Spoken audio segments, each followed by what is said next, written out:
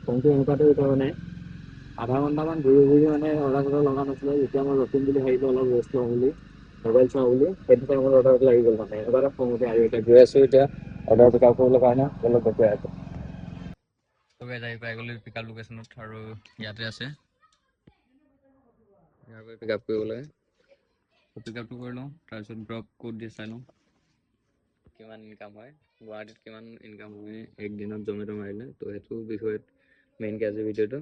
তো এনেই মাজতে এটা দুটা অৰ্ডাৰ দেখুৱাম, বাকী আপোনালোকৰ আৰ্নিংটো দেখুৱাম। বেগত থৈ লওঁ।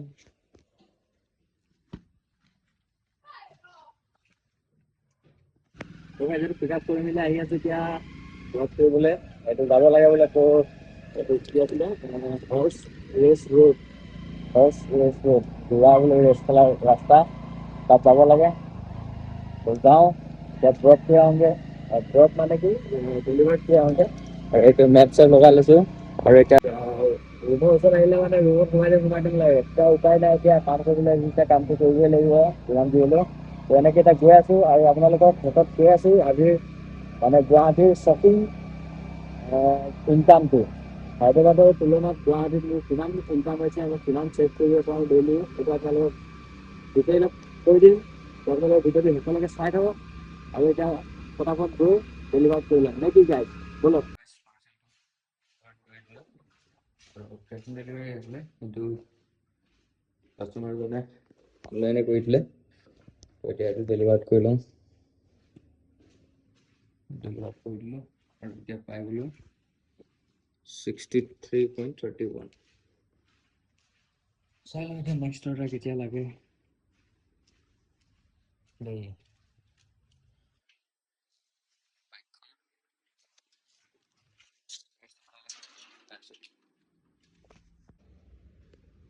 নেক্সট অৰ্ডাৰ লাগি গ'ল চাউগুৰিত। এতিয়া চাউগুৰিৰ পৰা পিক আপ কৰি লওঁ। ফুড ৰেডিয়ে আছে, পাইছে চব।